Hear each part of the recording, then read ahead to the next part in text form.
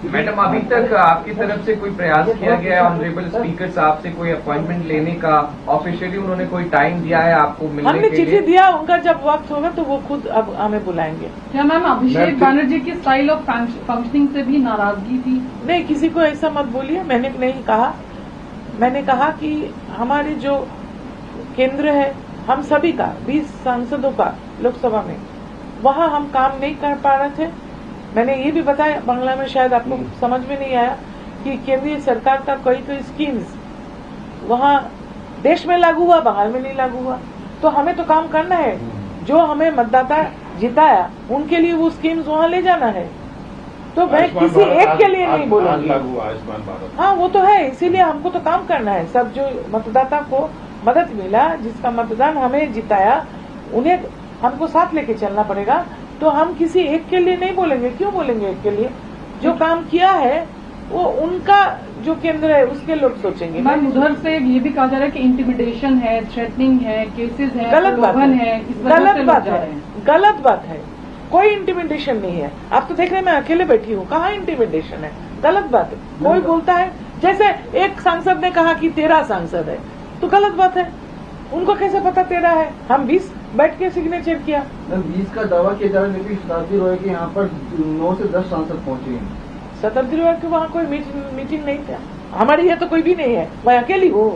क्या फजूल बातें कर रहे हैं? मैं तो अकेली बैठी हूँ। আপনাকে যেহেতু আপনাকে আপনি তৃণমূলের সঙ্গে দূরত্ব বজায় রাখছেন, আপনাকে বিশ্বাসঘাতক বলা হচ্ছে এবং একটা প্রশ্ন উঠছে যে যদি তৃণমূল রাজ্যে জিততো এবারে ভোটে, তাহলে কি আপনারা এই সিদ্ধান্ত নিতেন? কে বিশ্বাসঘাতক বলছে জানি না, বললে ভালো তো জানতে পারতাম। কেননা আপনি আমায় বাধ্য করলেন। আমি যদিও পাস্টের কথা বলতে চাইনি, যে আমি 40-42 বছর মমতা ব্যানার্জির সঙ্গে আছি। আমি প্রথম নির্বাচনে লড়াই করেছি, ওনারই দেওয়া টিকিট 96 সালে। বুদ্ধবাবু ছিলেন আমাদের মুখ্যমন্ত্রী, বুদ্ধদেব ভট্টাচার্য, তার বিরুদ্ধে রাত্রির বেলা বন্দুক দেখিয়ে আমাদেরকে ছিটকালিকাপুরে আটকে রাখা হয়েছিল। তারপরে 98 সালে দল তৈরি হওয়ার পরে প্রথম আমি ওনারই দেওয়া টিকিটে জোড়াফুল প্রতীক চিহ্নে ডায়মন্ড হারবারে লড়াই করেছি। 99 সালে হাওড়ায় লড়াই করেছি। 2001-এ বালিগঞ্জ বিধানসভায় লড়াই করেছি। আমি লড়তে লড়তে এখানে এসেছি, মার খেতে খেতে এখানে এসেছি। রাস্তায় ফেলে পুলিশ মেরেছে সিপিএম এর আমলে। সিঙ্গুর আন্দোলনে ওখানে রাত্রির বেলা ভিতরে ঢুকে ঢুকে যারা আহত হতেন পুলিশের মারে তাদের চিকিৎসা করেছি। এখনো এখানে অনেক সংবাদ মাধ্যমের মানুষ, অনেক রাজনৈতিক কর্মী জীবিত আছেন যারা তার প্রত্যক্ষদর্শী। নন্দীগ্রামে নিজে জিনিসপত্র ডাক্তারিতে যা লাগে নিয়ে গিয়ে রাত্রির বেলা লোকের বাড়িতে ঢুকে গুলিবার করে সেলাই করেছি। আমি মানুষের চিকিৎসা করেছি। হাজার হাজার টাকার ওষুধ গাড়ির ডিকিতে নিয়ে গিয়ে আমি মানুষকে ওখানে নন্দীগ্রামে চিকিৎসা করেছি। গড়বেতাতে গিয়ে চিকিৎসা করেছি, লালগড়ে গিয়ে চিকিৎসা করেছি, নিজের কষ্টার্জিত উপার্জন দিয়ে। তখন এরা কোথায় ছিলেন যে বলছেন বিশ্বাসঘাতক? তখন জন্মায় হয়নি বোধহয়। তখন এরা তো সুখের পায়রা, এরা তো 2011-র পরে এসেছে। আর আমি তো 84 साल থেকে আছি। मैं 84 से ममता बनर्जी के साथ हूं और 96 से लेकर 2001 तक 2005 में काउंसिलर इलेक्शन में मुझे लड़ाया, मैं लड़ गई। और किसके खिलाफ लड़ी? वहां तब वामफ्रंट थे, कहीं चीफ मिनिस्टर के खिलाफ, कहीं चीफ विप के खिलाफ, कहीं मेयर के खिलाफ। मैं तो लड़ते लड़ते यहाँ आई हूँ। मेरे, आप जानते कि नहीं है मुझे पता नहीं, मेरे मामा जी, खुद का मामा, ये 5 दफे का सांसद थे, 5 या 7 दफे राज्यसभा लोकसभा मिलाकर कम्युनिस्ट लीडर थे। और मेरे जेठ जी पश्चिम बंगाल में मंत्री रह चुके। मेरा दादाजी फ्रीडम फाइटर थे, स्वतंत्रता सेनानी। मेरा पिताजी भी लड़ते लड़ते मरे। मैं उस फैमिली से हूँ। मेरा सर कटेगा लेकिन झुकेगा नहीं। मैं बहुत सह लिया।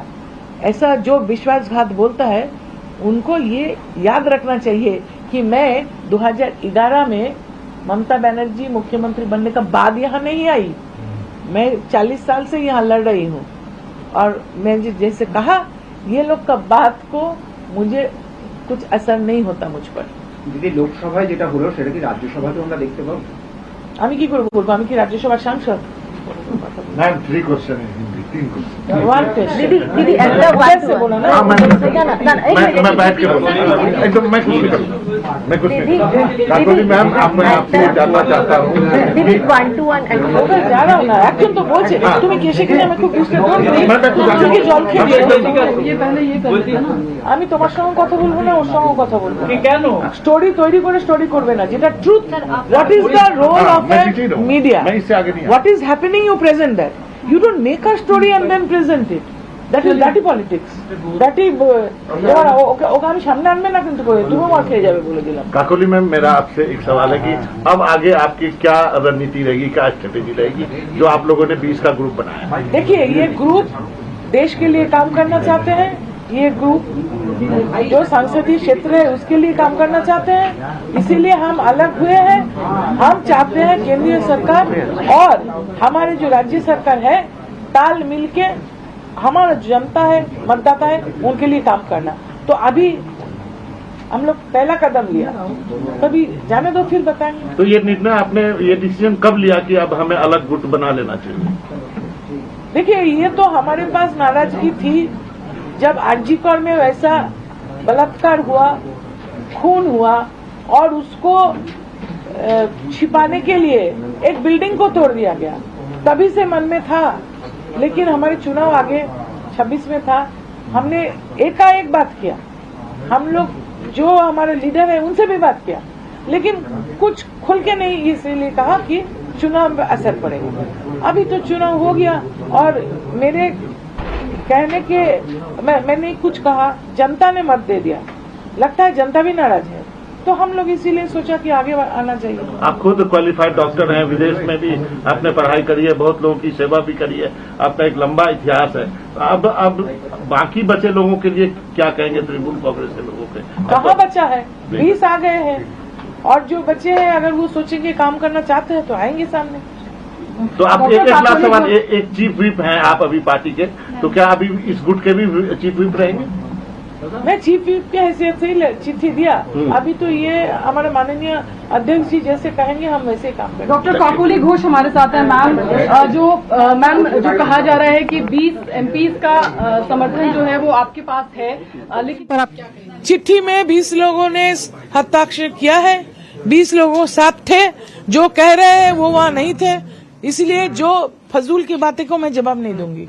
मैम आगे की रणनीति क्या होगी Kakoli ma'am just 2 more questions ma'am आगे की रणनीति क्या होगी कब आप ये नहीं बता सकते अभी से नहीं बता सकते आगे चल के पता चलेगा। नया दल बनाएंगे मैम या एनडीए अलग अलग पूछेगा तो नया दल बनाएंगे नहीं पता नहीं काकोली घोष साफ तौर पर कहते हुए कि आगे की जो रणनीति है वो अभी उस पर बातचीत